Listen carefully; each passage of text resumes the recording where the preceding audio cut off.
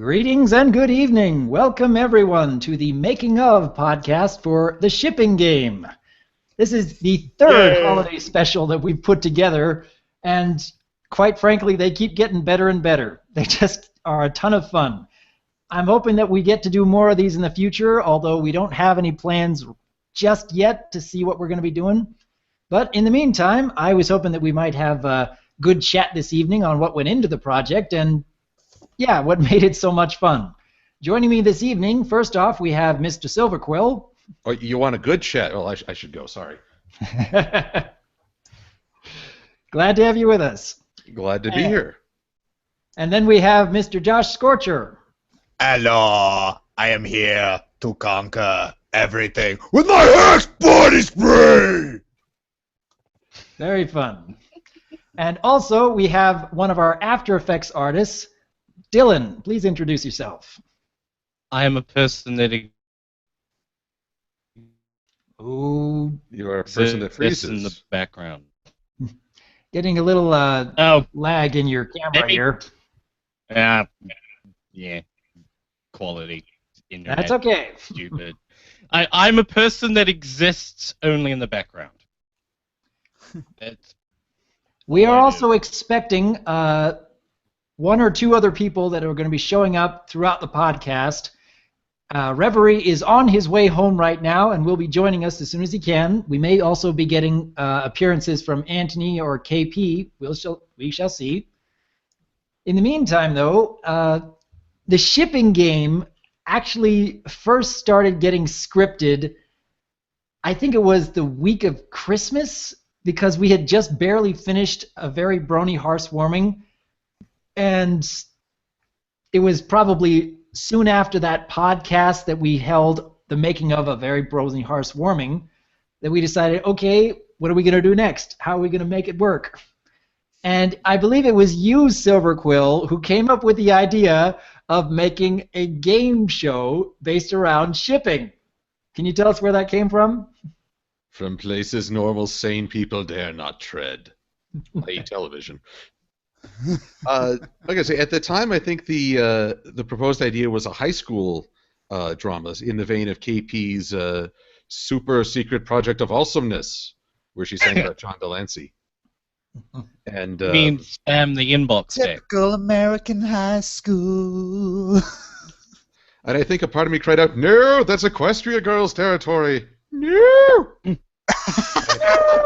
And I didn't in that voice. I like both of those. I don't like the second one.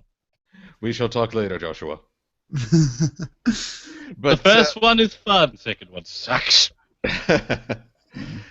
well, and I'm trying to think of what was the impetus. Part of me wanted to go simple. As someone who has a tendency to go overcomplicated in his own videos, I thought, okay, what's something we could do relatively fast, not a lot of backgrounds, not a lot of to and fro, but still have a really fun, entertaining example. And somewhere in the dusty back of my memory, where all the cobwebs lie, I thought of all those old dating games. And this is something only an old curmudgeon would know, so there you go. So I proposed the idea of a dating contest. I know of these things. Hail, fellow curmudgeon! I'm not Hail to thee! But actually, it was Dusty Cat who offered the greatest memory and insight on this, even finding clips on YouTube to give us a reference. Huh. Yeah, back in those early scripting days, Dusty was showing us actual game shows from the 60s and 70s, and even one of those clips specifically showed Steve Martin on one of those dating game shows. That was one of his earliest appearances on TV or movies anywhere. And that eventually evolved into, hey, let's give Steve Martin a 3-second cameo in this project. Just come out of nowhere and then forget that he's there. Anthony was. And no one else would ever get it. You don't have to get Wow, it. now I finally get that joke. No, I do. Tonight, playing the part of the audience will be Josh. Actually, Hey, I was less involved than Josh, I think. Oh, come now, you. everybody chipped in, and that's one of the fun things about these projects. It's the group effort. And I'm just trying to recall, because it's been kind of a winding process. Part of the fun was the script writing, which would involve these massive Skype chats with the entire group, and people would be batting around ideas. And I may have frustrated everyone because they looked down, and I'd been typing away at it while everyone was talking about the script. Because that is my style. I'm what they call a pants writer, and yes, I am wearing pants as I do this. It's by writing the scene. How do we know you're wearing pants? Well, if you'll kindly see here. I know she didn't show us The your reason pants. he cut that short. What? Fine. Haha, shorts. Look at my tush. Look at my tush. Look at my tush. I have to see your pants, not your butt. Oh my gosh. There you go. And I freaked out Josh. My night is complete. Well, we can just end this here. I think we've. It's very easy to freak me out. You just got to know the right buttons to press. The right buttons to press. Oh, yes. Oh my gosh. I'm as cute as a butt. Okay, Josh does not like puns. Good to know. Yeah. Oh, are you kidding? He's suffered severe punishment.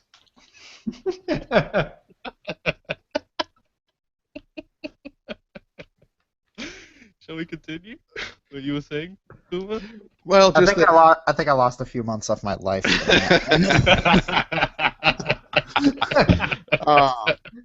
Well, basically, my process in the writing was just throwing stuff on the page, and then it got worked and reworked until it was almost an entirely different piece. I just go by the philosophy it's better to start with something and go from there. And I guess I skipped why I was brought onto this project. Basically, that which does not kill me makes the audience laugh harder. That is Right. my general purpose in videos. Iron Butt Monkey.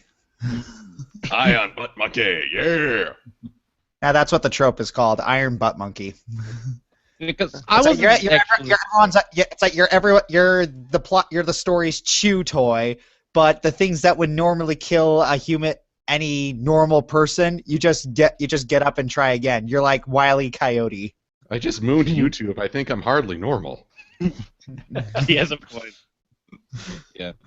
Personally, I think if you have such a large group of people, the only way you can possibly write is to get just a whole bunch of people together and just get out ideas. It's the only way you can get anything done, because if you try to start from one point and then just go from there, everyone's going to miss the point at certain times, and it just changes direction all the time. I think that's the only way you can go about it. I can remember that when we were originally coming up with ideas on this game show, that we had originally thought that Satan Quill or the Anti-Celestia would make an appearance near the end, and that's how everything would come to a breaking point and the audience would flee. At some point, though, we decided to introduce Stephanie the Dragon, and that was based off of the original Hearts and Hooves Day Massacre that shows up in the show. But wasn't it you, Silver, who originally wanted to have your character encouraging the dragon to feast on the audience just for fun? Just for funsies, and I mean, I'm just such an innocent guy. I mean, I don't know why anyone would think so poorly of me. Whoop. You got a little something there. I don't know. It's a skin condition. No, it's like, here's the thing. I noticed that Silver Quill has undergone a growth of his own. Slowly, he's shifting away from the butt monkey stereotype, and slowly he's getting some sort of like karmic revenge on the universe. Okay, so Hey, some things haven't changed. He's still followed by death and destruction. Always. And Sylvia, for I am the king of destruction. Yes. Yeah, Prepare for a trend. whether it's happening to him or it's happening to other people, we'll still find a way to follow Silver. But actually, I think the Stephanie the Dragon came from Antony. We were doing one of our patented late-night writings, because when you've got half the production crew in the States and half the production crew in Australia, someone's going to be losing some sleep. Usually the Australians, I think. As a person who lives to the Oh, country, take him Aussie! As a person who lives in New Zealand, I can say for a fact there's been many a time where I've had to wake up at ungodly hours to do stuff with Americans. It's usually the Australians or the New Zealanders. Have you slain a hobbit? A couple times. Ah. It's a shame because everyone always brings up The Hobbit and Lord of the Rings. I feel really bad when they get shocked that I haven't seen either of them. Well, some would say with The Hobbit you were better off skipping. But I don't know. I like the first Hobbit, but well, to sum it up, hide now. Oh, he's hiding very poorly. But anyway, I digress. But I'm trying to remember who was it that found no whacking to voice Stephanie, because that came out of nowhere. It's just suddenly I looked at the chat one morning on Skype and it's like, wait, we have no whacking playing one of the characters? When did that happen? Again, I'm going to credit either Reverie or Anthony with that one. They got this idea. I forget. I think it all spun from the fact someone actually looked up, oh, here's what Saint Valentine did. He is the patron saint of dysentery, couples, and bees. And I'm being serious here. It's a very rare event, but I'm being totally serious. He's a patron saint of all those things. And somehow it spiraled out of there from the rather gruesome tale of how he became a martyr and a saint to how Hearts and Hooves Day is based on basically the death of a kingdom. So shows for little girls, my finely gened ass.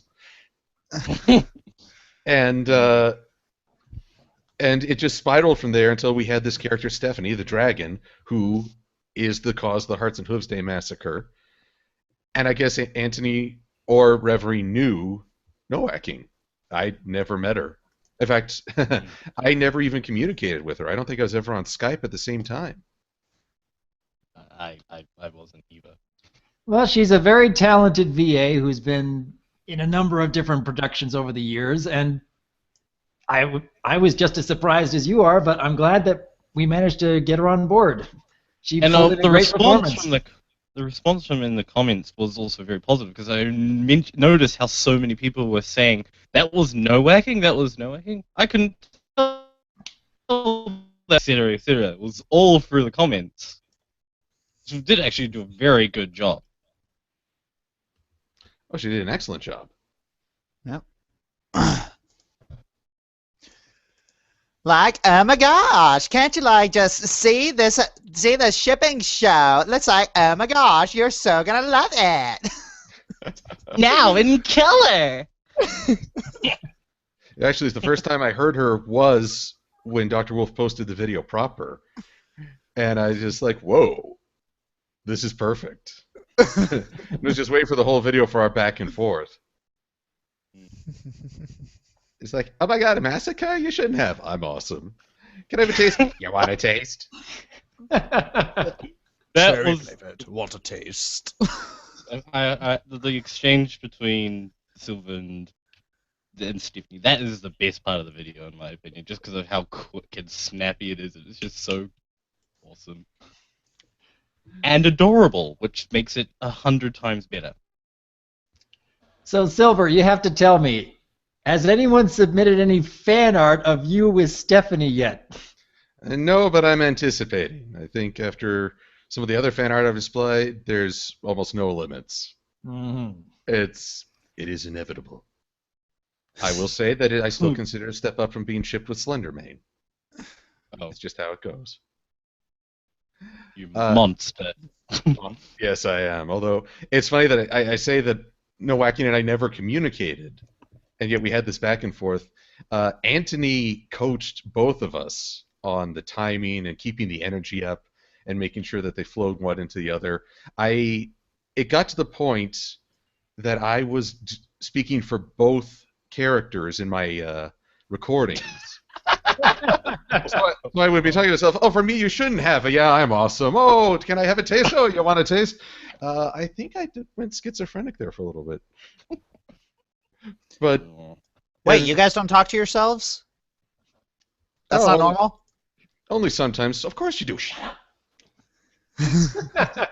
You know, these people have problems. Yeah.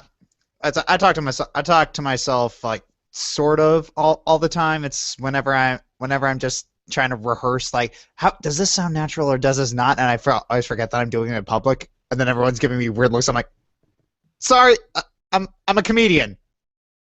But also, whenever you're recording Kingdom Hearts 2.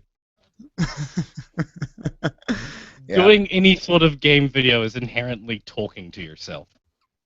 Yeah, it's it's a thing as I'm pretty sure Dr. Wolf and Silver Quill do this all the time as well. It's like sometimes you're just mumbling to yourself, would this sound natural? And then you just say it, or you're just trying to rehearse or experiment, see if things sound good or sound funny.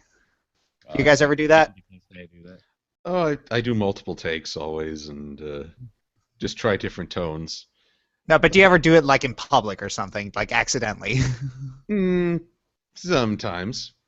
Most of the time, I just start grinning, and everyone looks at me like, "What is he thinking?" Because I'm thinking of jokes in my head. Yeah. And then I get that too. smile spread across, and it's like, "Would you like to let us in on the joke?" It does help when you have no shame whatsoever. What's shame? Exactly. I'll just do the random stupid stuff out loud. If people think I'm weird, who cares? What is this random and weird everyone's talking about? I am most confused.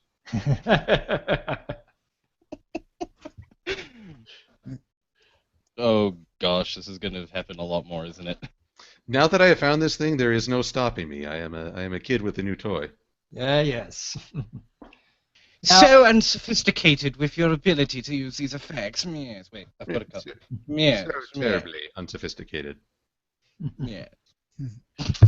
Well, there was a point during the scripting process where we decided that since it was a game show, that we'd have to put sort of real advertisements within the show itself. And so we came up with the, what was it, the top of the something restaurant? Oh, I can't remember the name of it now. Top of the Castle restaurant or something like that. And it was you, Silver, who also came up with the idea of absolutely everything from the Quills and Sofas catalog, followed by the trip to Zebraca, and you specifically wanted to put the "that's racist" line in right after it. That's a funny line. It's hilarious. I mean, You can put it after anything and it'll instantly become funny. It's like Red versus Blue does it all the time. It's a wow, she knocked the black right off of you. That's racist. Yeah. Or I like to use it. I like to use it when I'm on Tumblr all the time. It's sometimes I get accused of, oh, you're just being nice to women because you're a white knight. That's racist. It's a very easy way to take a conversation to a halt in a very humorous way. Yeah, it's just with 2 words, you can just change the entire conversation. Well, going back to the advertisements, Josh, Yes. I'm sure the audience would love to hear where you got the idea for Hack's body spray and how you actually got your family involved in making the commercial. All right. Well, it's like you, Dr. Wolf. You just brought me on and said and explained like we're doing a shipping game show and we want to have a commercial.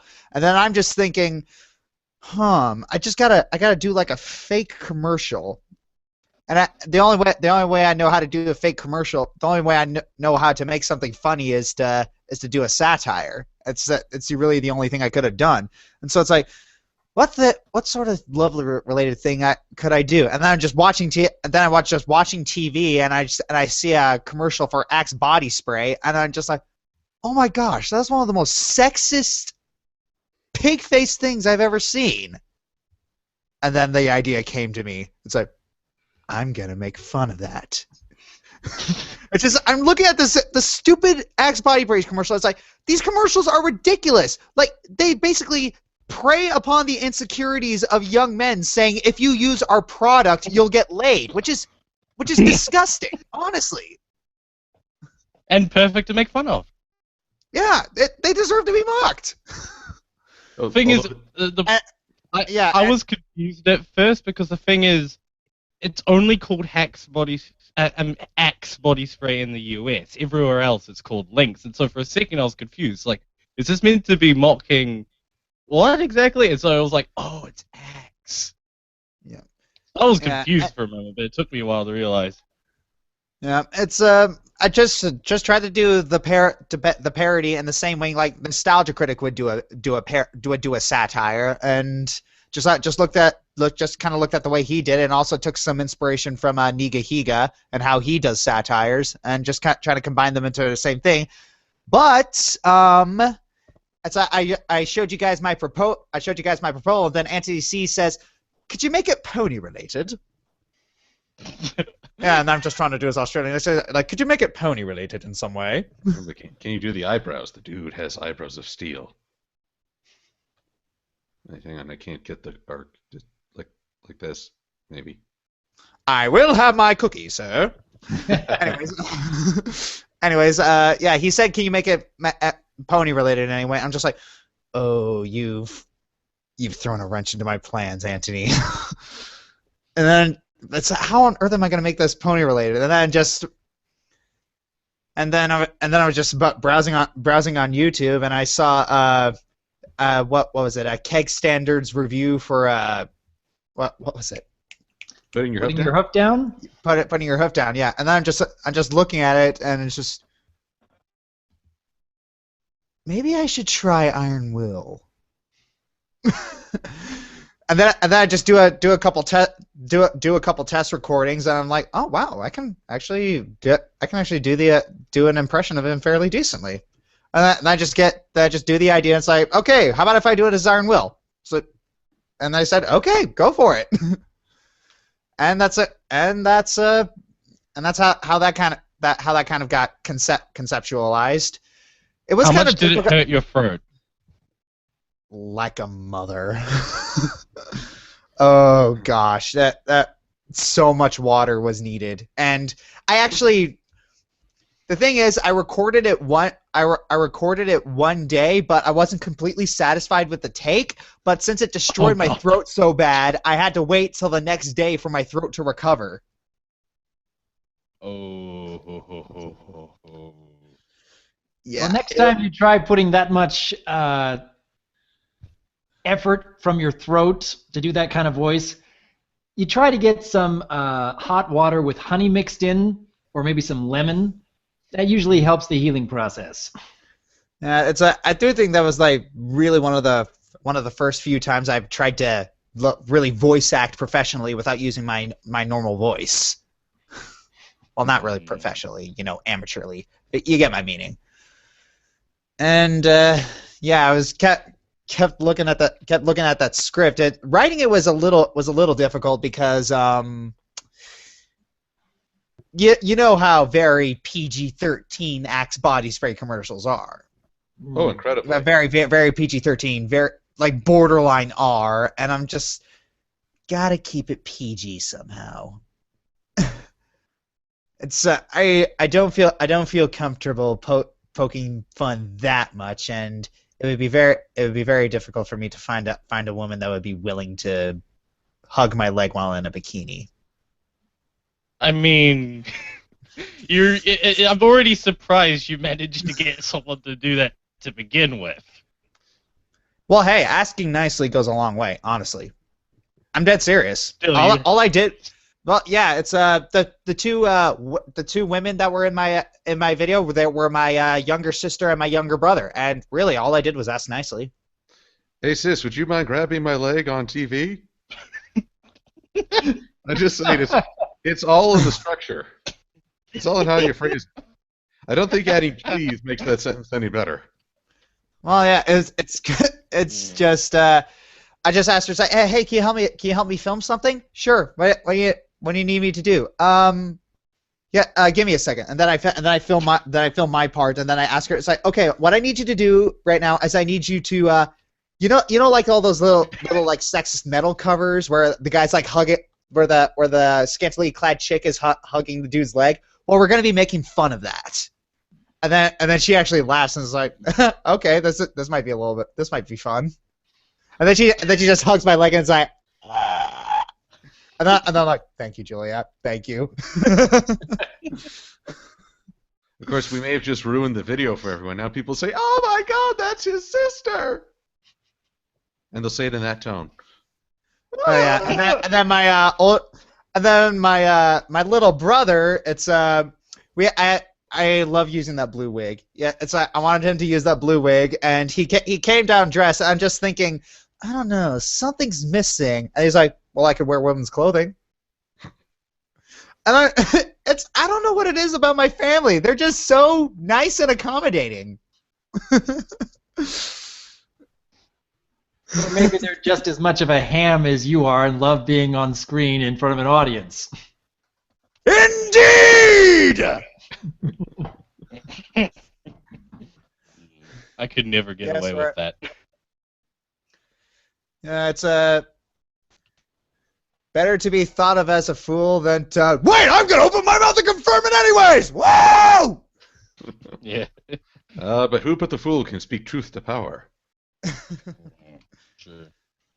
Anyways, yeah. So that's really how Hack's Body Spray came into being. It's just poking fun at a whole bunch of like those overly masculine, very sexist Axe body spray commercials, and just had a lot of fun. Had a lot of fun writing it. Had a lot of fun having my family in, and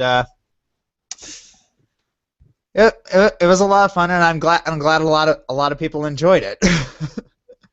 I am disappointed in you with one thing, though. You had a mistake in the credits. For that. Not credits, the disclaimer. That was it. Disclaimer. That was intentional, you realize. Oh. It was supposed to be shoddy. Here is the joke. I'm going to run away now. Right here. The joke is right here. It's above your head.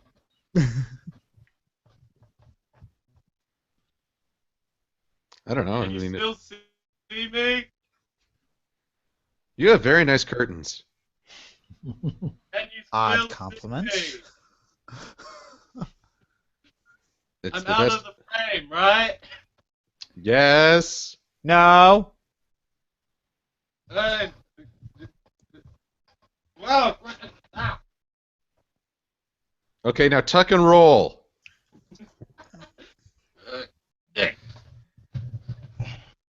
That was fun.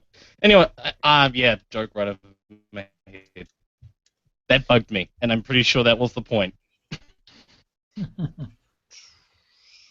Now, Dillon, at what point were you brought into the project? I remember Anthony was asking you to help with a few things because you had provided so much work on the Nightmare Night 2014 special all those months ago. So how did you get involved? Well, actually, I got involved very late, like later than anyone else, I think. But what happened was that, well, I just actually started out very simple because Anthony just was asking, hey, you can trace things and make flash vector versions of things. Can you make a flash vector version of this Harley Davidson bike? And so that's how the first thing I did was just make the bike, which took actually surprisingly long. That was a very complicated bike. It had like 37 different parts to it that I had to draw, just to make it accurate enough that for sure Dusty wouldn't complain. And even then, I took a few creative liberties. But then what that did was that I went on to then help out with the audience because it was about a week or a week and a half to go. I think it was around there. Was it? Yeah. Slightly less than that. About a week to go, and there was I think only half the audience was done at that point. Yeah. And so I was just initially just brought on to do the audience chibies, and I thought I would just leave as soon as that was done. But then Hank, it was actually Hank who asked about what we're going to do for credits. And then he asked Anthony, "Oh, you did the credits for the Nightmare Night video, right?" Right? And Anthony's like, "No, that was Dillon." So I just got... So again, very last minute, I have a week to put together a credit sequence, and it was made worse by the fact that the whole credit sequence took ages to make a render. Oh god! So you brought But on. I was brought in very late, but it was a very packed late. So you were brought on to do a bike, but that was hardly the end.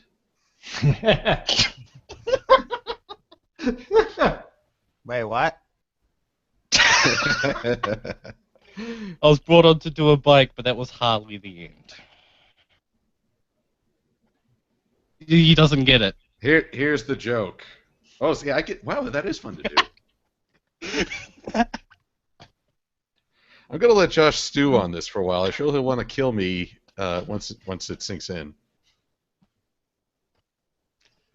Does he get it yet? I don't think so. I think he needs to sidecar the issue.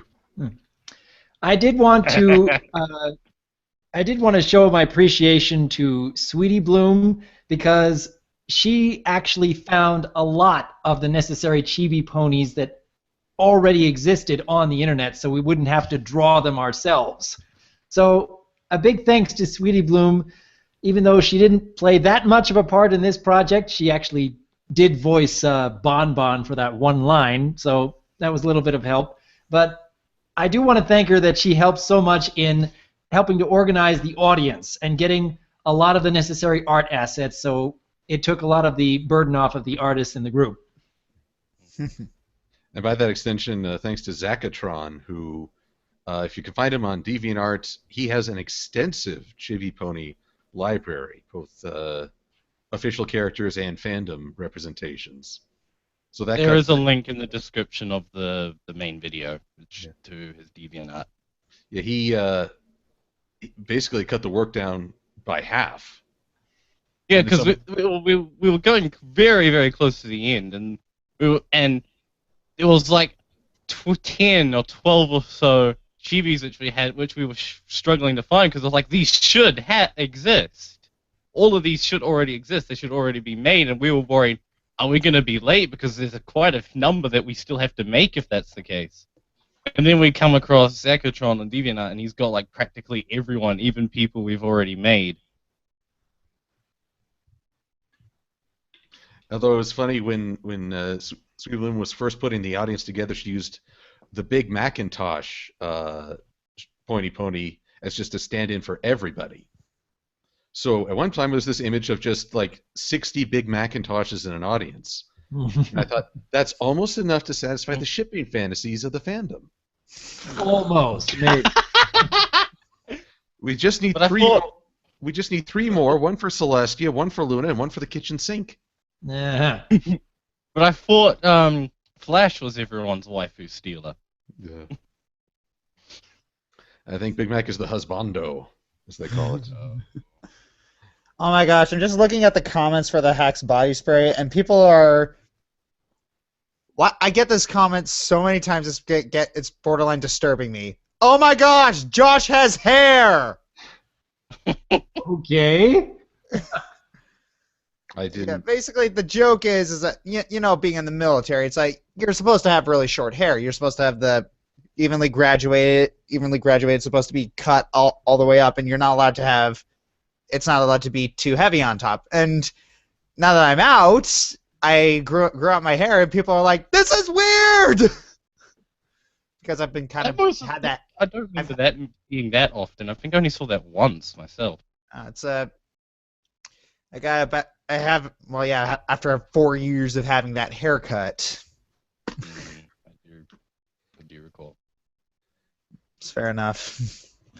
Yeah. Although it was funny because it feels like a large number. It feels like Nostalgia Critic with the white wall.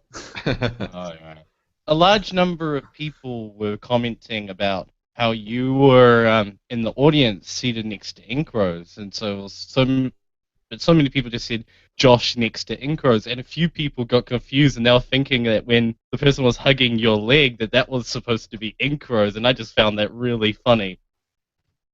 I actually saw that. I was reading through all the comments. Oh my gosh. I was looking through all the comments. So many people misunderstood what they were saying and thought the person hugging your leg was Incros. Nope, it was the green pony a few ponies down. Yeah, it's thank you. Oh, by the way, thank you, Silver, for making of my entire family. Oh, my pleasure. That's a wonderful family to ponify. I got right to the point. Your puns, I am going to wring your neck, Silver, one day. Well, when is the next time you two are actually going to be in a convention together? Because I'd like to actually see that. Next time, there hasn't been a first time yet. No? I think I'm hoping PonyCon this year will be the clashing.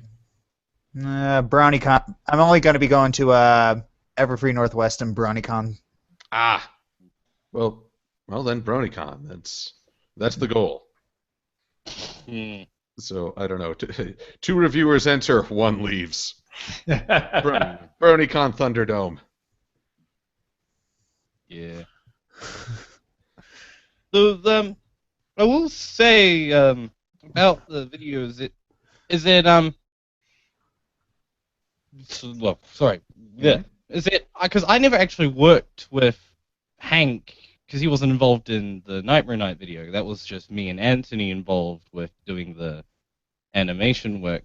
But actually, I forgot what I was going to say. Dang it. No worries. I'll just keep making puns until Josh tries to kill his camera, which is fully possible. Yeah. I will reach. I will the reach thing- through the ether of cyberspace and choke the living daylights out of you, Silver. Well, Yeah. people always said I'd choke on the internet. You underestimate my power. You underestimate my death wish. He's a comedian. Of course, it's one big choke.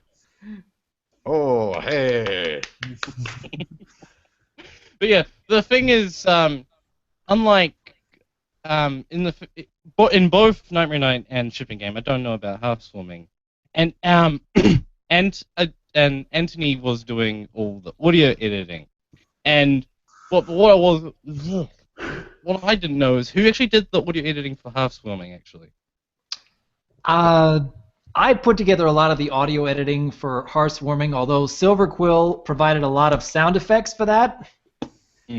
But because I had put together the audio for Hearthwarming and Hank was having a little trouble timing everything correctly, I believe that Hank and Anthony decided that Anthony should be doing the audio for the Shipping Game, because apparently I'm not quite as good at it.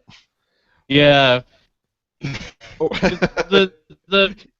Because the audio is definitely different for the way it ends up in this one as opposed to say Nightmare Night. Because the way Nightmare Night worked is the music's editing was done later because we Anthony edited all the dialogue together, and then my job was to split it up into the numerous amounts of flash files so that we could both work on the animation. It was a ridiculous amount, but because it was not me, I think we have a visitor. Hi. a person who exists. Yeah, the internet decided to working. Hold on. Okay, I'm going to try tilting this, and if it breaks, then everything will go black. That's right. Well, there it went. Okay, I was expecting that to happen. Yeah, my camera's not the best. My laptop's not the best. Hello. Hello. Welcome, Reverie. Glad to have you with us. Yeah. He's a Toon yeah, Link! I'm 40. Oh, that's right, I am, and you're a Scorcher. Oh my. Haha. But I am the Scorcher! Get it? Now burn for it! what I was trying to finish saying before the Reverie joined us. Because Hello. I noticed that the way that was done in the shipping game was much more streamlined than the way in Nightmare Night, because Nightmare Night had to split up all the audio into various different pieces so that it could be worked on by two people at once. But because we only had one animator on this, it was a lot quicker to just have a single audio track which could be used in Flash by a single person. I noticed that was a lot quicker. Although poor Anthony is so dedicated to getting the perfect soundtrack and timing that I'm pretty sure he was hearing different voices by the time he was done from sleep deprivation. Yeah, but Are we talking about Nightmare Night or the one we just did? the one we just did, I was just comparing how this one was to when I worked on Nightmare Night. Because I was mentioning how it was a bit more streamlined into an animation because it was only you working on it, so the audio didn't have to be split up into massive amounts of pieces so that two people could work on it at once. Because you're just doing all the animation in that respect. Well, yeah, I wasn't around for Nightmare Night, so I can't compare. I can't. Neither was I. Yeah. I missed out on Half Swarming myself. Yeah. That was pretty much the one I was introduced into. That's how I got into this whole shebang, and now I've made a second one. Ooh. And now I'm back. Yay. Do you think it was easier to animate a very brony Hearth Swarming, or was it easier to animate the shipping game? I'd say definitely the shipping game for a few reasons. One, I already had the assets from Hearth Swarming done, which was like half the work. Two, nobody moves around. It's all like this. Well, people do move around, but there was all this one background, so like it was far easier managing with just this one set piece, or two. The second one being the audience. Okay, that's the one thing I have to say was far more difficult compared to Hearth Swarming. There was no big scenes. The biggest scene I'd say from in Hearth Swarming would probably be the light, I guess, at the very end. but like the audience in this one was mad, and horrible, and like my computer just sputtered like crazy with it. I remember you saying you split it up into two files, one for the stage stuff and one for the audience, just so you could get things done. Yeah, with like the first few scenes, like I kept it all in the one file where it was just like it switches to the audience when the audience shows up. But by the end, I'm just like, you know what? For this last few scenes, I'll just split them into two different Flash files so that I can animate the audience separately and the stage separately. Yeah. I would have figured you would have split the audio up into very long but definitely still split parts so that you wouldn't have to worry about. Well, yeah. What happened? There's like in Hearth Swarming there was 6 parts to the audio, all about 2.5 minutes long. In this one, there was only 3. Two of them were 2.5 minutes long, and the third one was 5 minutes roughly. Well, I'd say a bit shorter than that. But the reason because the third part was not very computer crazy intensive, where a lot of it was Dr. Wolf's speech, which was very, very simple, and yeah. Oh yeah. The animation, not the speech. It was very heartfelt, Doctor. Oh, the speech. If you guys remember, when we were scripting everything, I was specifically asking people, do we want to make this just a straight comedy sketch from start to finish, or do we want to have any genuine moments thrown in? And we had a consensus where people wanted me to put in something heartfelt, be kind of the moral center. And I remember it was, I exited out of the Skype call because I needed to write in silence, and it took me about 10 minutes to write those few paragraphs together. And I managed to connect it to the whole reason that Dr. Wolf was there in the first place was because one of his patients needed an example of stepping outside of your comfort zone, and I just decided, I think I might be able to work onto that. It took only 10 minutes to put that together, and I don't even think I was tweaking anything after the fact. That's See what my you did show. there. What? You're stealing my show, Doctor. You owe me a quarter. Did I miss I brought- something? After the fact. You said after the fact. Oh, that. Okay. I didn't. I hope the audience is getting my jokes because I'm worried it's going over everyone else's heads. So, you better pay royalties. That's right. 25 cents, please. Oh, please. Money is going to be worthless. Oh yeah, speaking of those kinds of offers, it's like, you ever gotten those offers like on YouTube where it's like, oh hey, do you want to do a collab with me?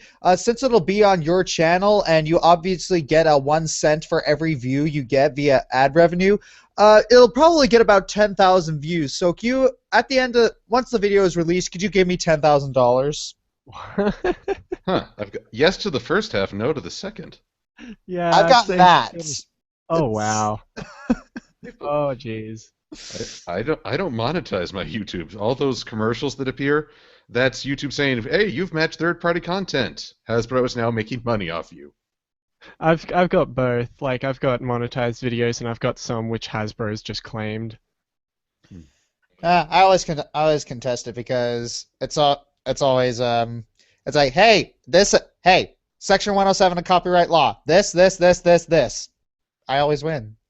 Yeah. The thing is, the problem with contesting claims is that the majority of people just don't know how that works. I know it's a lot of people don't understand trademark law. A lot of people don't understand copyright law, and unfortunately, just yelling fair use doesn't work.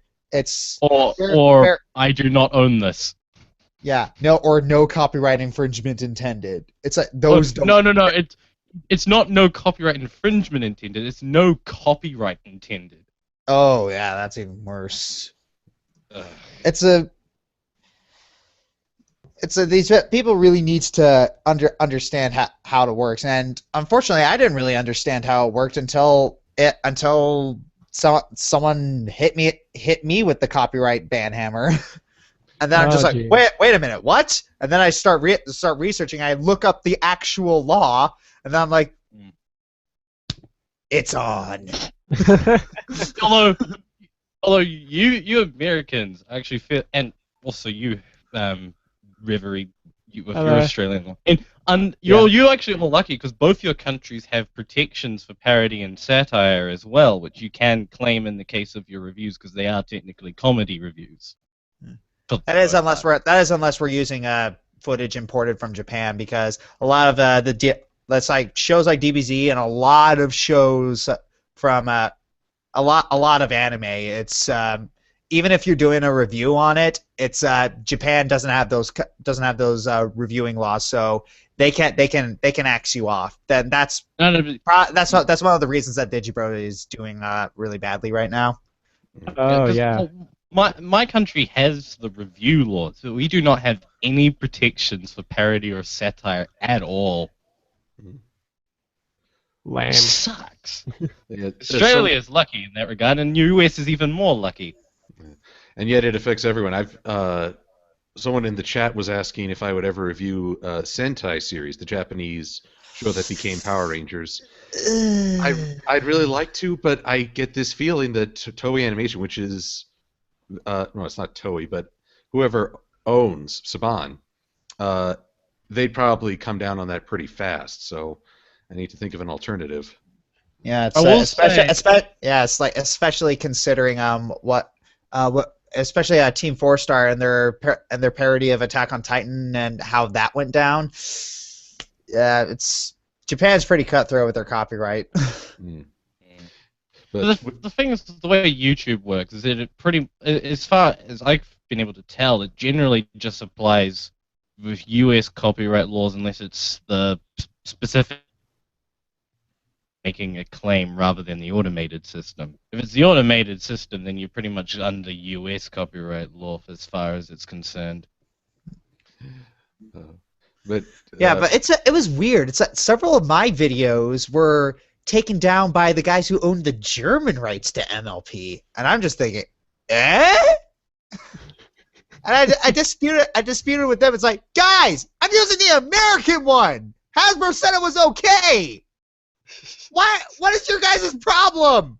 Well, the thing is, it's based on outdated law because it's based on like DVDs and physical media. How companies would have distribution rights for a certain region, and so a lot of these companies haven't really updated to the digital way of things, where you can't really control the distribution of something in a region.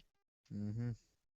And although when the German dub people got your claim, was it just for people in Germany that you couldn't see it, or was it a complete claim on advertising? It was a complete claim on the video. Oh, that's stupid. I know, and I disputed that, and those guys were like, "Oops." It's really weird. It's like normally the guys when you dispute a video, normally the guys are pretty cool about.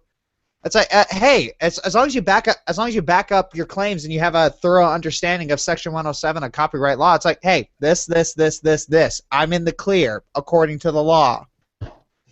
As long as you back it up, it's fine. Except if you're Shout Factory, which basically said, but you guys are saying mean things. You were saying mean things. It's just. Or it's like, oh, you're not a lawyer, so I don't have to talk to you. Oh, but you're not non-profit, so I don't have to talk to you. The only time it being negative could ever be a legitimate claim is if you can actually legitimately have evidence to support the idea that it's slander. Yeah. That's the only time they can ever use the negative defense. Which, in the case of review, it's not slander. Yeah. We've gone really off topic. Yeah.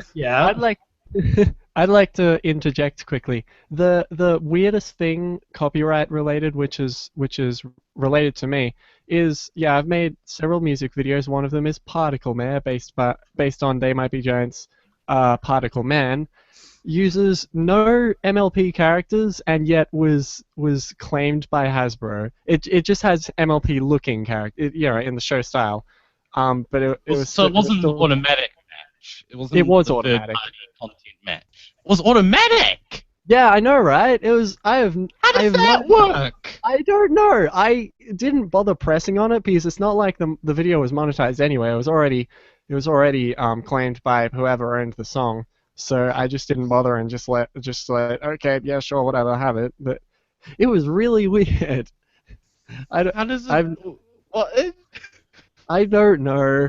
I have no idea what their algorithms are to Well, to be fair, their algorithms have to have systems in place so that you can't just easily get around it. So it probably has something with color involved in its algorithm. I want to say because the way the sorry, you leave Al Gore's rhyming skills out of this. I don't want to hear about it. Al Gore's rhythm. What? Okay, that's 3 whats. Oh, my jokes. They baffle and confuse. I understand. That's why I have my head hitting this fleshy bit of thing which looks like a hand. I'm so sorry for not getting it.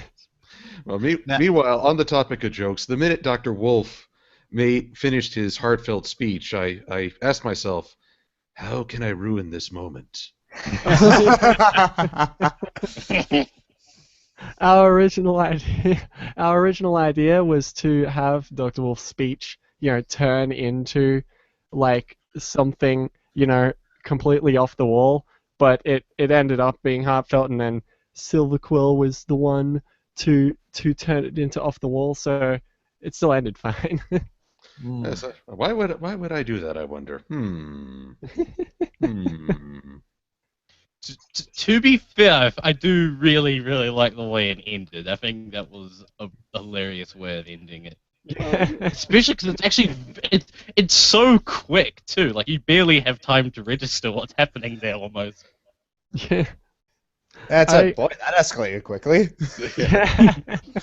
Well, the thing is, like, you have that back in. Like first you're confused, like why is there a dragon here? By the time you realize that, there's the back and forth of Silver, and that's already going really quick. So you have time to catch up to that. It's like you can it's just going too fast for you to catch up. And I think that's actually the brilliant way of doing it. Well, again, that's Anthony's coaching our my back and forth with Noakim, and even though we weren't talking to one another, it makes me want to ask if she was supplying my lines during her recording. What you can do is you swap the lines around. Oh, that'd be great. That'd be great. Suddenly, my voice coming from a dragon's mouth. And then No, actually, a voice I coming just- from. Oh Sorry. man, oh my gosh. Hmm? You should play Yep. Smog. Hello, I am fire. I am death. I am dead in the first 5 minutes of the third movie. What the hell? Why couldn't he die at the end of the second one? Honestly, it would have been so much better. I am getting a new agent. He was magnificent in the Colbert Report, though. Oh yes. Oh yes. But you know, I'm kind of surprised. While Josh has been threatening my life on several occasions tonight, par for the course, you should see our normal conversations. Oh. I'm not even threatening you, but I will kill you. Very Yes, this is That actually is not a threat. That is a statement. exactly. He is going to kill you. I'm surprised Reverie hasn't brought up how both he and Anthony wanted my head on a pike. What? When did we? Ooh, should I let him sweat this out for a minute? Wait, what? No. Early on, when we were designating roles, and I was kind of relieved to be the host of the show, I kind of felt like that was where I'd be able to be my most insane. Oh yeah, it was If you were either the you or contestant, that Anthony. would not have worked. Not so much. What are you saying? I'm unattractive? Indeed, I am. I am so much. You do Goodbye. not have even the most respectable of appearances. Hmm. Oh, you people Well. in your webcams. Oh, what? Are you kidding? I'm the king of webcams. All right. All right. Thank you. Thank you. You have all of this on hand, and I'm here, like, without a webcam. But early, since I was going to be the host, Okay, that's enough. when I was set up to be the host, I said, "Can we use that glittery sequin jacket from my reviews?" Oh. And they said, yeah. "Well, we need." At first, it sounded like it was going to be easy. Oh, we'll just use a clipping mask. That's kind of like a fence around an image. Anything within the fence is visible. Everything out disappears. But they needed the sequence, which I had on hand, and it was this high-definition monstrosity of a couple gigabytes. It was like double digits gigabytes, and it was like freaking. It was literally just this freaking looping animation of a few shiny sequins. It's like absurd. In high definition. It was like mega high definition. It was like How how long was its loop? I don't know. I remember actually. I think no more than 2.5 seconds, I think. What? Well, it was like a minute-long video, though. Oh, well. It just kept going, and then whatever. So what we got, Wait. what we got to happen was, we said to Silver, please compress the video before you send it, because there is no way I'm downloading that, and. No, he says that so calmly, but it was more, please compress the video, because there's no way I am downloading that. And he said just like that, yes. So It was absurd.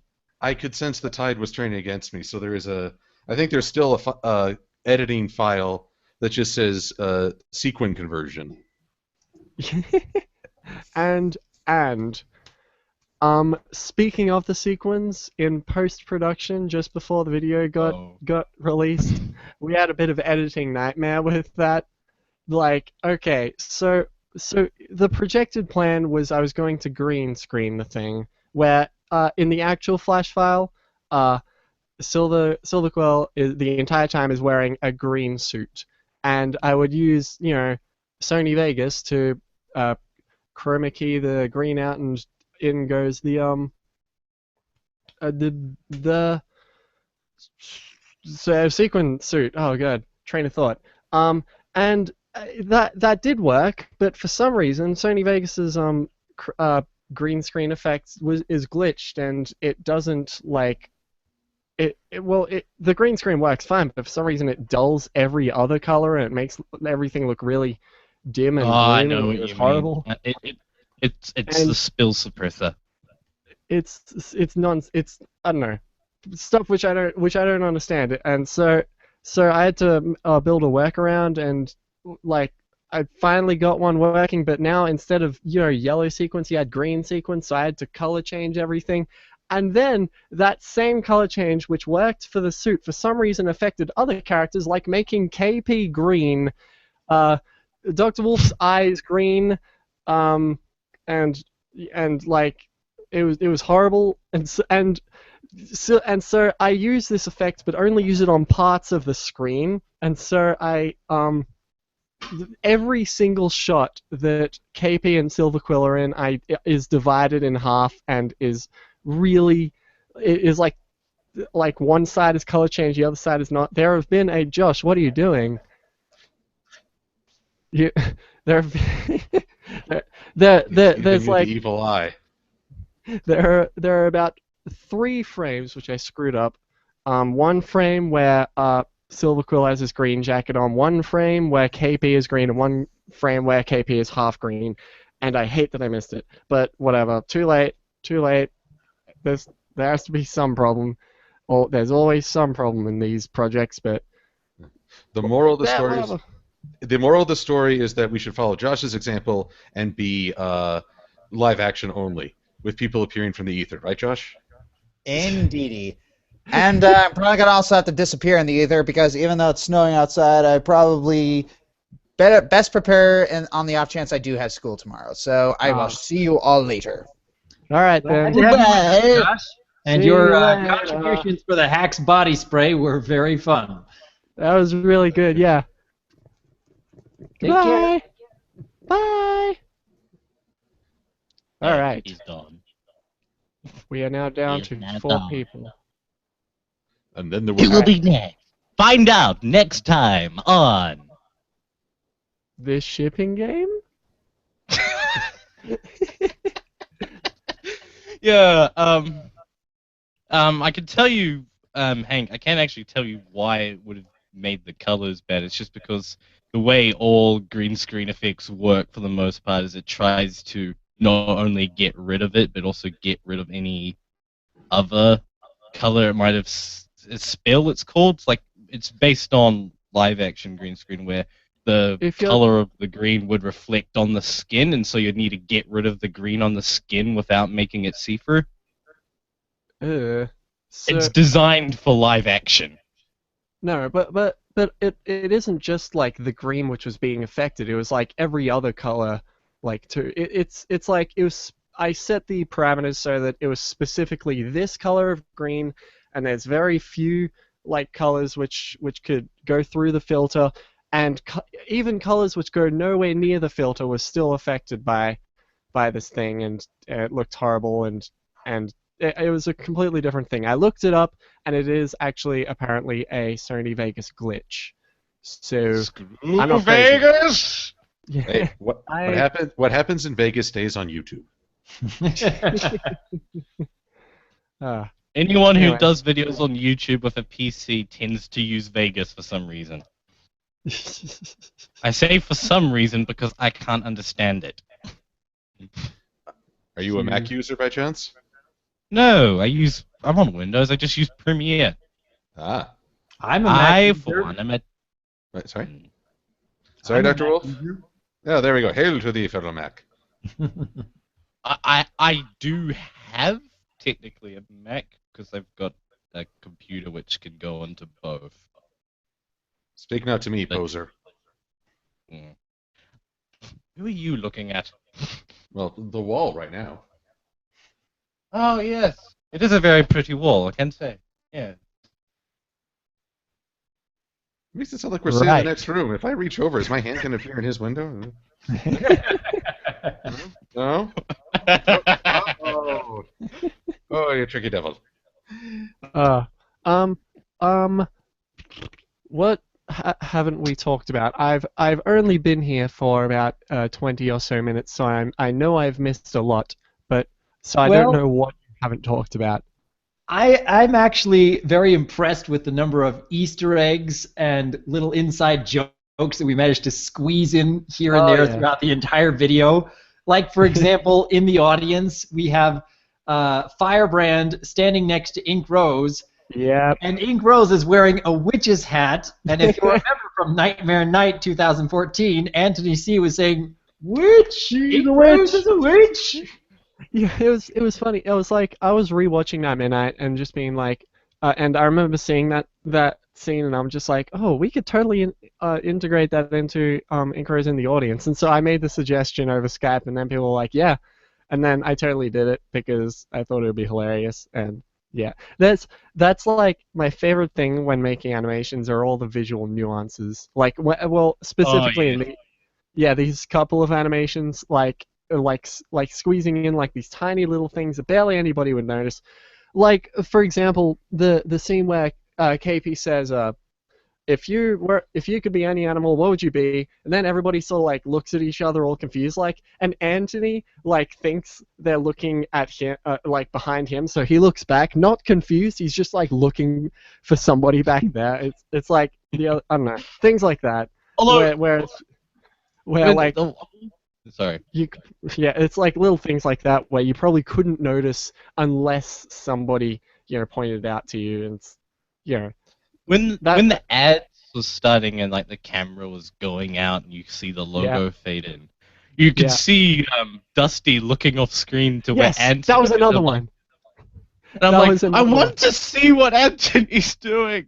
Yeah, that was another small one where, like, Dusty's looking off to where Anthony is. I tried to make it so that, like, cookie.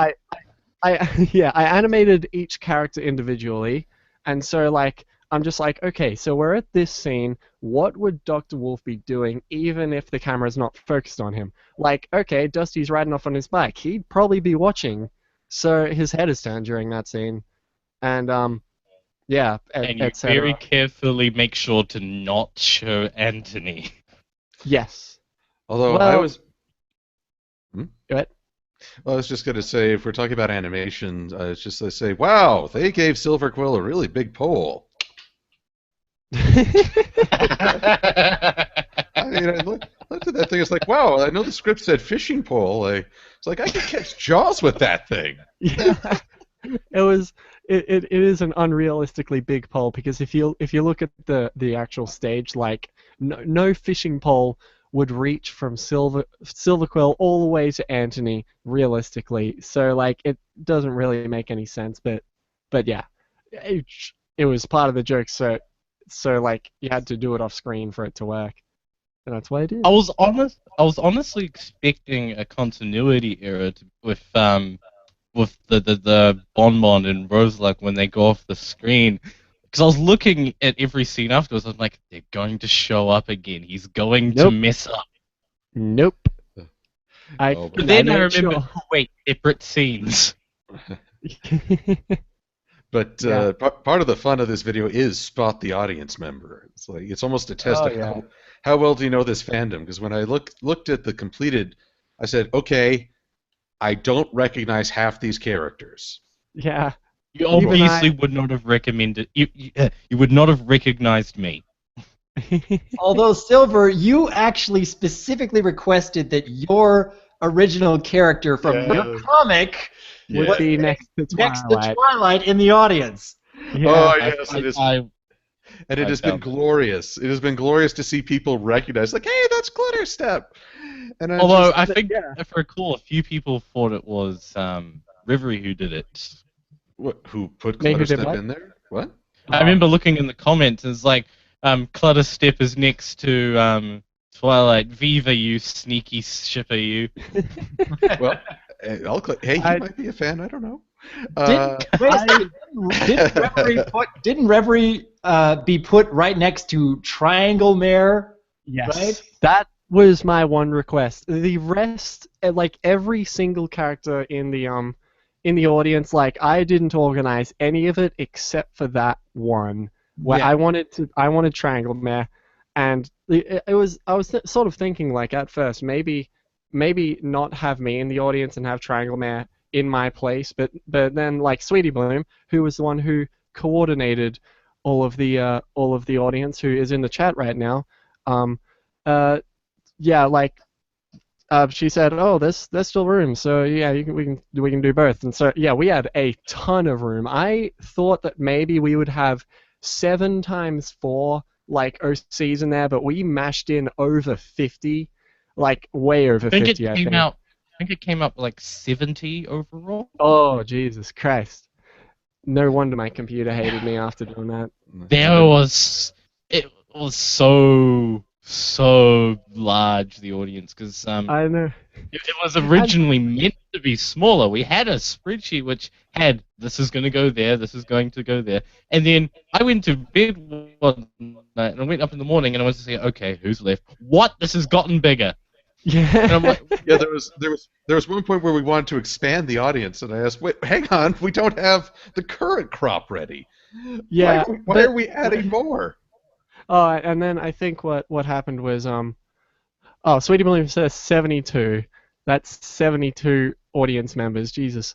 But like yeah, we had what happened was apparently like all the ones which were suggested were of OCs that had already existed in chibi form, so it didn't take any extra time. It just meant extending the audience more to the left, which is what happened, and it worked fine, and it's perfect, and yep, the audience. gosh. But again, thanks to Zachatron, who cut our work time in Oh, half. Yeah. Truth is, the chibi ponies are nice because they're so simple. simplistic. You can basically just delete the mane and the tails, and maybe change the little smile.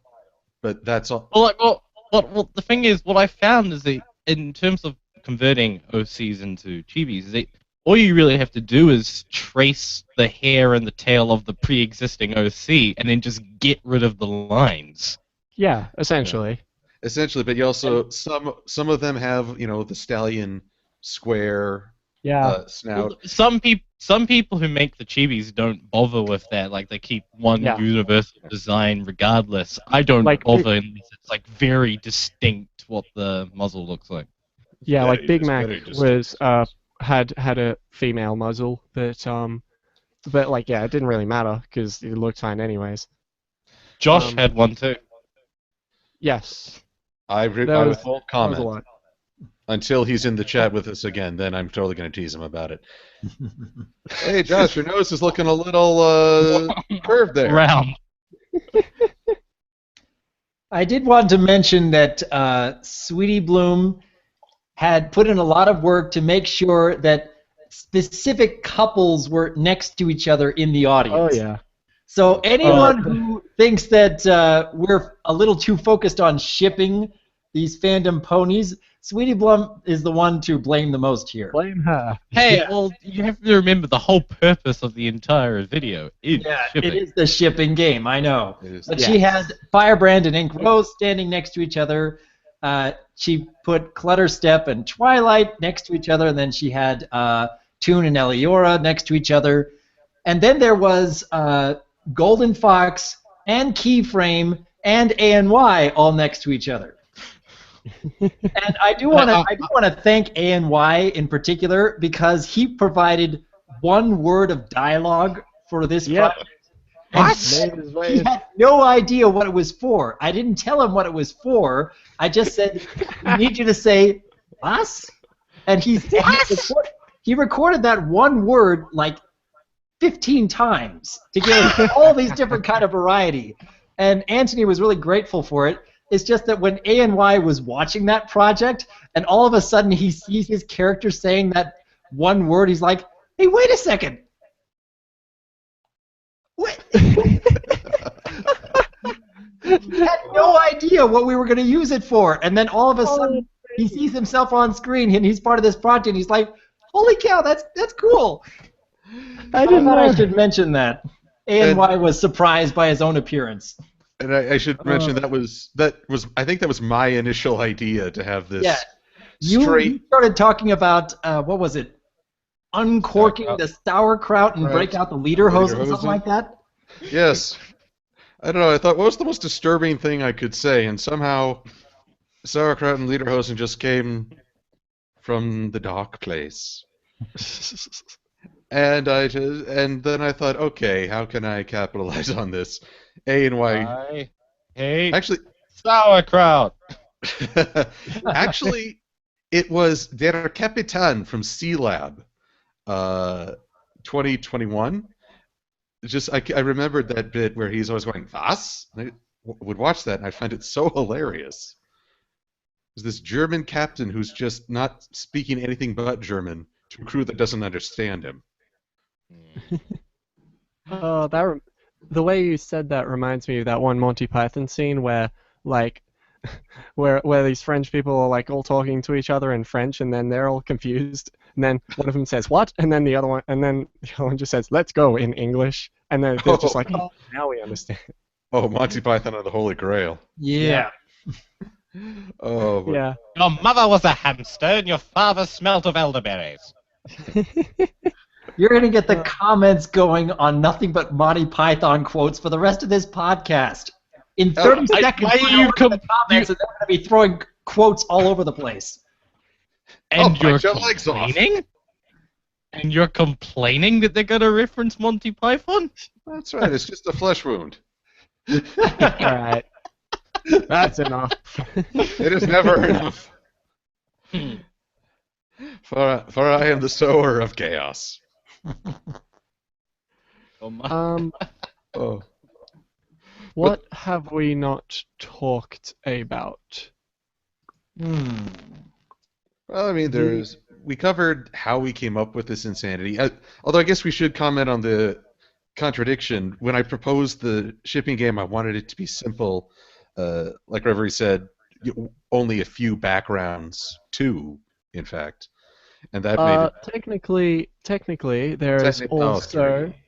Well, I'd say 4-ish, like 3.5. There's also the scene where Noaking is showing all the prizes, and there's like a sort of that's sort of the half one, and there's also the bike scene, which is sort of another.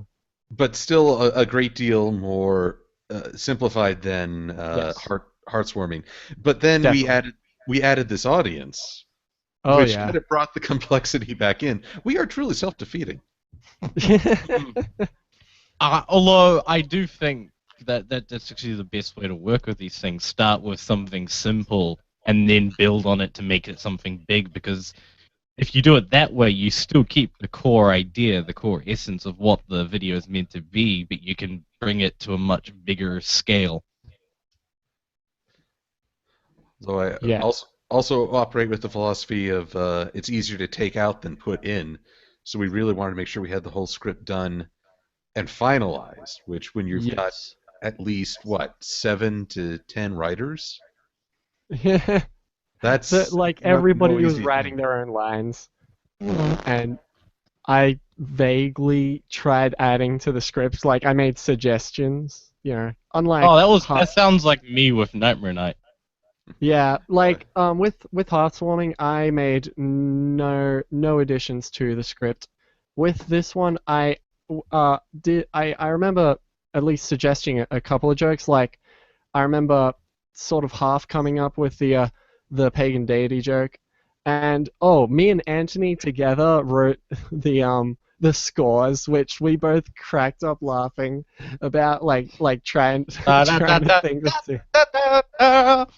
Well, yeah, for like a fraction of a second, it just shows these completely nonsensical scores with absolutely no meaning. Where like Dr. Wolf is donkey, Anthony is infinity, and Dusty was like pi divided by 3 radians or something. It was 3 hilarious. Pyradians. Yeah, and Or something like that. yeah, and whatever. But yeah, it was just such a silly joke. So I made a couple of additions to the script, but I made none in. Well, besides visual nuances like I did with the last one, but that's not really script stuff. In Well, Heartswarming. I've found with my work as doing editing for various people, the visual nuances are really what sells these kind of videos. Because you can have the funniest dialogue if you don't have anything else which is complementing that, it can get very stale. So you need to have that variety, and the visual Oh, yeah. nuances is a very simple way of doing that. Yeah. Viva variety! With my giant pole. Although I do have a question for, as Dr. Wolf said, we don't have anything solid planned out. But here's my question. Is Dusty Cat going to win every contest? Because I'm thinking of our history so far. And he is truly the manliest brony, for he is undefeated. He technically won Nightmare Night and made it to the prize. He picked up a sword. He picked up a sword, that's by irony, but He had reached the end. And he had technically won. He was merely stopped by Anthony cheating. Yeah. Irregardless, I win. God. Irregardless. Now, technically, there was no competition in Hearthswarming, but he was Charlie Brown, and he came out the biggest winner there. And now he drives off with both KP and a scorching hot Dr. Wolf. Yeah. Thank you. I have just with everybody else implied dead, which is so. Oh no, I'm dead, aren't I? So are you, yeah, Hank? you're in the No! audience.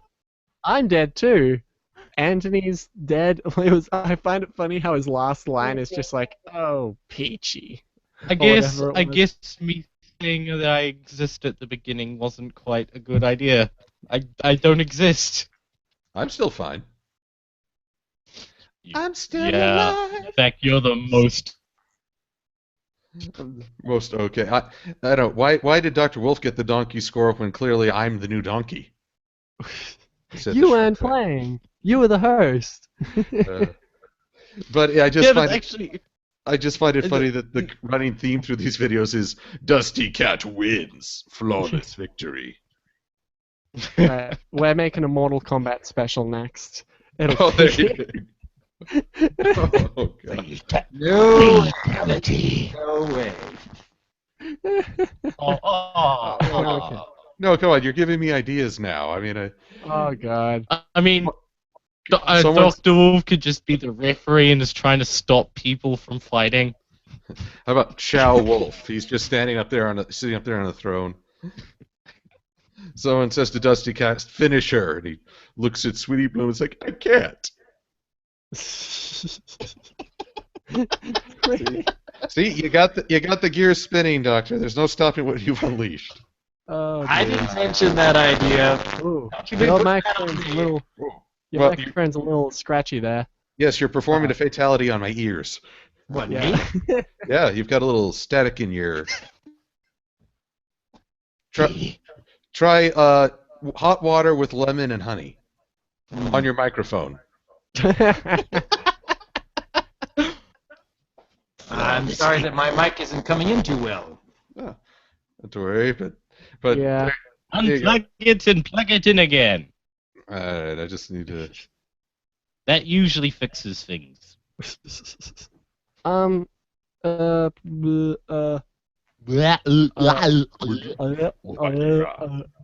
Thinking of things to say. You know what? The very, very last scene by the bike scene, I need to mention because Anthony will never mention it himself. Mostly animated by him. He never really said like, oh, you don't need to put me under animation in the credits. I put him under animation in the credits in the description though, but it's not in the video because he did the most of the bike scene. I animated Dr. Wolf in that scene, and he also did the very short scene with Stephanie's legs, and you can see the crowd like through them and like dancing and like, well, I did the dancing part, but he did the legs. He did some animation, and he'll never admit it himself. So there you go. So Yeah, I need Anthony is not pretty keen on saying when he does things. So I need to implore the audience to next time they comment on Anthony, just mention how he's all about the legs. Oh, jeez. I'm making you all my partners in crime here. Mm. Hmm. That must be. I think it might be an Australian and a New Zealand thing to play down what you've done.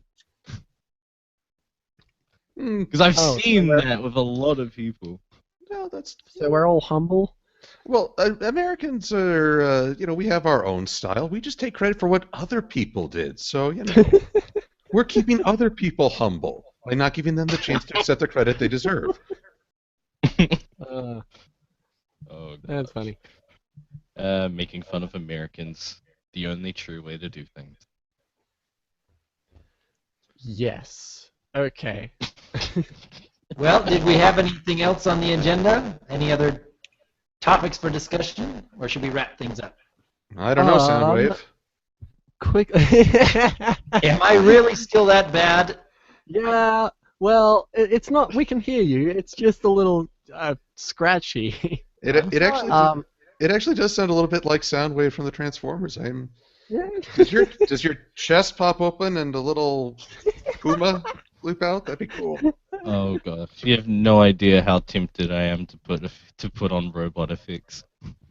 Oh god. I'm I'll quickly rack my brain for things. What happened in the animation? At the start there were lights and it turned into a heart. I was the only one. I was the only one who thought that it would be who no well no. Okay. Humble You're the only one brag. who knew of it. No, I was the one who thought up the turning the normal spotlights into a heart, and then like this third one shakes on it, tries to finish the heart. Whatever. Hashtag humble brag. But anyway, what else happened in the animation? Introducing people, and then they get asked these questions, and then the ad, and then Stephanie, and then the bike. And then the credits. Hey, Dillon did the credits. Yeah. Yeah. I do actually have a video on my channel showing all the different screenshots and Yes. versions of that I made during that. Yes. Let me just say something. Yep. At some point, the first time I rendered that out at full resolution just to see like how it would look. It was about 9 seconds, I think, of the final thing that I rendered out. That took over 2 hours to make a Yeah. video for that 9-second thing, and it was such a pain to work with. Like I, whenever I was working on it, I could see a version which was a fourth the resolution of what it would look like at the end. Because there was so many things going on in that to make it look good. And I remember on Valentine's Day proper, we were all glued to Skype just waiting for updates. Yeah, I'm sorry. Well, no, it's not your fault. I mean, technology only goes as fast as it can. But we were, and Reverie was giving us these updates. Okay, we've got 90 minutes remaining, maybe. Yeah. Because render times are baloney. Render times are complete baloney. I had to wait for the video to render, and then I had to wait for the for it to upload, and then I had to wait for it to process, and it's like different times each time. It's not like I can just say, okay, it's going to be up in 5 hours and 21 minutes. It's always like something else. It's always like this time, and then this time, and then this time, and none of them are right. So, but we were all eagerly anticipating and just sort of hanging out on Skype. Just okay, is it done yet? It's done yet? Yeah. It's done yet? Well, I will say there was quite a lot more in talking about updates in this one than if I recall from Nightmare Night, because in Nightmare Night it was basically me and Anthony going back and forth in our private messages, back and forth, and occasionally we'd get a message from the big group. This one was like everyone knew what was happening at any given time. Yeah. Yeah. And like it ended up really cool and nice and pretty, and And like, unlike Hearth Swarming, I can't say the same for Night Midnight, but unlike Hearth Swarming, where it's pretty much only me doing the visuals, this one had me, it had some of Anthony, it had Dillon, it had Josh. It was like very diverse, and I like how big the project was. It was pretty fun. Which And- is why it's going to be a pain to do whatever we do next, because Yay! as the show, we're going to need at least another 2 people involved. If we want to keep it consistent, let's just like We need by at the least another 2 people to do something for the visuals. end. And all the files Oh, need to be 50 gigabytes in size. Yes. And I'll- naturally. So at the time you That's drink why I have a Reverie's terabyte tears. Dropbox. I'm out of There's a animator reason why- tears. I need more. Yeah, there's a reason I have a Dropbox with 1 terabyte, purely in the event that I'm ever going to need so many large files. Oh boy. I've had to deal with my own fair share of large files of work. Not this particular work, but this kind of work that is done. You generally see lots of things that just come up like, "Whoa, why is that so big?" Yeah. Don't get any yeah. ideas. Alright. Well, I think we're out of things to talk about now. I think I've gone through everything. I don't know. Well, Steve, Martin? I'm sorry if you guys are still hearing static, but I think the reason my microphone is going out is because my laptop is overheating like crazy. Oh, Uh-oh. you. Well, time to call it good They then. might, All they right. might want to wrap this up as soon as possible then. Alright. Thank Well- you, everyone who took part. I look forward to doing the next one. And honestly, these are a ton of fun to put together, and I'm glad the audience has enjoyed them so thoroughly. And as always, I am Dr. Wolf, and Silver Quill. Yes, I am. I am Silver Quill, and I am totally innocent of any and all wrongdoing. Yes. And Mr. Reverie. Hello. I mean, goodbye, because, yeah, I'm saying bye now. Yep. Bye. I'm waving. You can't see it, but I'm waving. And, of course, Dillon. The fancy one here. Yes. Thank you all for taking part, and I hope everyone has a lovely evening. Goodbye. Adios.